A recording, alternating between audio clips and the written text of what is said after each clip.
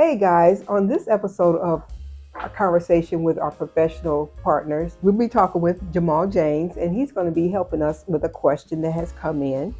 And the question this time, Jamaal, he's an attorney here in Raleigh.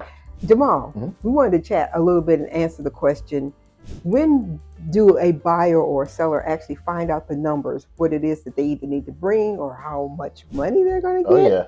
So can you help us with that? Gotcha.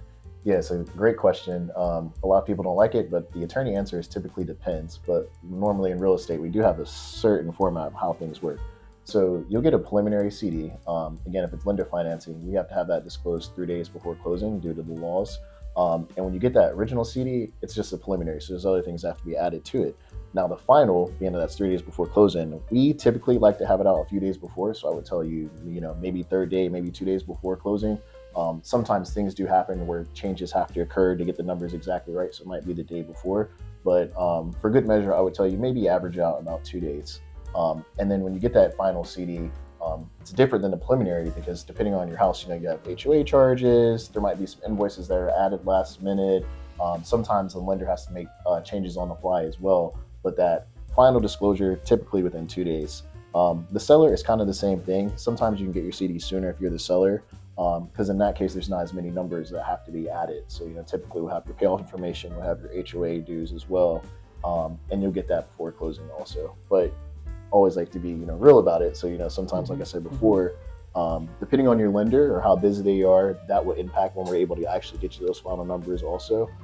So sometimes the day before, but it kind of just depends, but typically 2 days. 2 days, and hopefully 3, or if it's 3, if it's not 3, then what is it? The lender might have sent something already. Yeah, exactly, because again, the lender might send out preliminary CD, which the client, they do have that, but then when it's finalized, and the reason why this is the case, I'll backtrack kind of.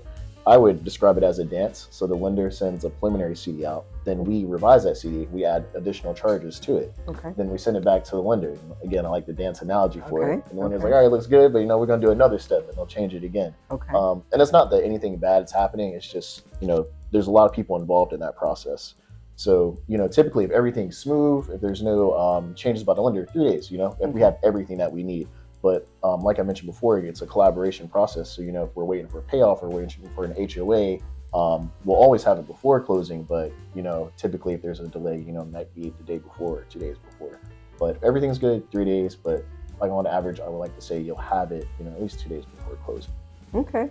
Well, thank you so much for clearing that up for us. And, definitely. And we all have they doing a dance on the background. We didn't realize that you guys are doing a dance. Oh, yeah. But it looks like there's some things that go on in the background that just as consumers we're not aware of. Oh, yeah. And therefore we're impatient. But in reality, you guys are trying to get everything together and make sure it all sticks together. Yeah, and the reason why we do that, because again, come in our other videos, the main thing is we want to make sure everything's done at closing right the first time, so that the consumer or the borrower, you guys don't have to worry about that issue after the fact. So at least that case, once you have that final, everything's good, no one's going to be like, hey, I need you to sign this after the fact either. So that's how we try to get it done. Okay, awesome. Well, guys, thanks so much. I appreciate you sending all your questions in so that we can ask our professionals, and really appreciate you spending some time with us and, having that conversation so that our audience can be educated, because that's what our foundation is. One of our pillars for the Ease Group is that we want to make sure that our audience is always educated. Definitely. And then that way, once they're educated, buyer or seller, things move better, right? That's right. Yep. No, and that's good. That's good. We're here for any questions, and we appreciate y'all too. Okay. Well, we'll put their contact information into the post, so that way, if you need some questions answered, you can reach out. Awesome. Until next time. Definitely. Talk to you then.